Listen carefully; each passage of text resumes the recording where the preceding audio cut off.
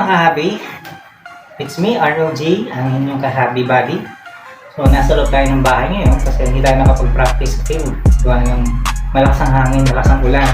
So, for this video na natin muna is mag-unboxing muna tayo ng binili natin WE. Yan. Alright. WE High Kappa 5.1. So, ilalagay ko yung sa description box sa baba kung saan ko siya nabili. So, yan siya. Pin natin, no? Yan. Ayun, ganyan naman. Bagong-bago, oh. Yan. Actually, meron na tayong isa, eh. Yung isa natin, ito. Yan. So, bali dalawa. Medyo malaki lang siya ng konti. Konting-konti lang siguro. Yan. Pero yung size, yung lapad, yan, kung mapapansin nyo konti, medyo malaki lang siya. Mahaba. Mahaba lang. Konti-konti lang siguro. Yan. Ito kasing stock na tinatawag yung kasama nung barrel nung WE Taurus 4.3 nung binili ko siya. Ito yung kasama. So nag-extra lang ako ng isa kasi pag nagpa-practice tayo kailangan natin ng extra mug, lalo pag sasali tayo ng mga competition. Hindi pwedeng isa lang. Actually kulang pa siya, kulang pa. Ang sabi sa akin, advice sa akin ni kasama natin, kaibigan natin, at least 6 na mugs na ganito ang kailangan natin. Para pag maraming target, marami ka rin hindi ka maubusan, no? So, yun siya. Rest, wala naman singaw. Wala siyang singaw, eh, oh. Okay naman. So far. Tapos, metal siya. Kasi, eto, hindi ko sure kung, pero parang hard plastic lang. Ito, hard plastic. Tapos, ano pa ba? Yun. Walang singaw, na-testing ko na to.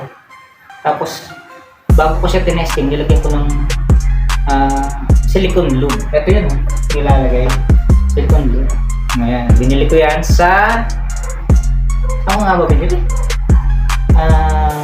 Kalimutan ko eh, pero lalagay ko na lang yung ano neto kung saan ko nabili yan. Ito siya, para makita yung sample, no? Makita nyo, yan siya kahaba, no? Warning sa mga bata, sa mga kids, no? Hindi po pwede sa inyo itong mga ganitong klaseng laruan. Actually, hindi siya totoo. It's laruan lang po. Airsoft toy gun siya. So, advice, kung maglalagay po tayo, ito lagi, yung finger na to, lagi po nasa out, hindi siya pwede nasa loob. Papasok lang po sa loob pag magpa-firing tayo. So, hindi siya magpa-firing sa labas. Okay? Lalagay po natin, ganito yung paglagay. Ito dapat, nandito po sa harap, paglagay ganito, kailangan marinig yung tunog. Then, release. Okay? Ganun lang siya. Kung mapapansin nyo, may sobra siyang konti lang eh. Compare dun sa original na kasama. Yung original na kasama. Ito yung original Ito yung original po. Pasok na pasok. Ayan o. Diba? Pasok na pasok. Halos wala kang makikita. Pero, okay naman siya. Nagdagdag lang siya ng konting bigat. Kasi nga mahaba siya. Ayan. So, maganda. Actually, ginagawa ko po to para sa mga katulad kong newbie or dun sa mga matagal na rin na naghahanap ng mabibilan shop o seller na pwede kong i-recommend. Kasi hindi po lahat is magaganda or okay yung seller natin. Especially sa mga Shopee, Lazada or TikTok, hindi po lahat maging okay kasi siguro na-experience na rin, bibili kayo, either pagdating sa inyo iba or sira. So, kaya po ako nag-unboxing para ma-recommend ko yung tindahan na pinagbilang ko nito. Actually, pinagbilang ko po nito sa Las Marinas, Cavite. So, all the way from Laguna po ako, Calamba, Laguna. So, yung layo, talagang malayo. Sinadya ko pa siya bago siya binili. Actually, 2 times ako nagpunta doon. Yung una kong punta kasi, nag-inquire lang ako.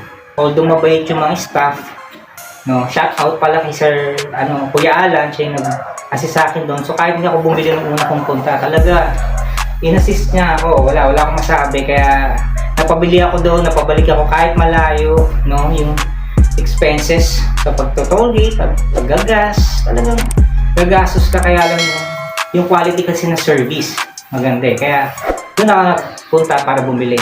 Binili ko siya kay Boy B. Located po sila sa Dasmariñas, Cavite. So, madali siyang matukoy. Iyan nyo na lang po, i-waste nyo na lang or Google nyo na lang. Yun lang. So, yun lang for today. Video natin, yung mag or mags na ganito magazine. Nag-add tayo. So, susunod, bibili pa po tayo sa susunod, no? Kung hindi po kayo nakasubscribe, please hit the subscribe button, notification bell, and also like and please share my video sa mga ganitong klaseng content for newbies na katulad ko na gustong makasure kung saan kung bibili, seller or tindahan.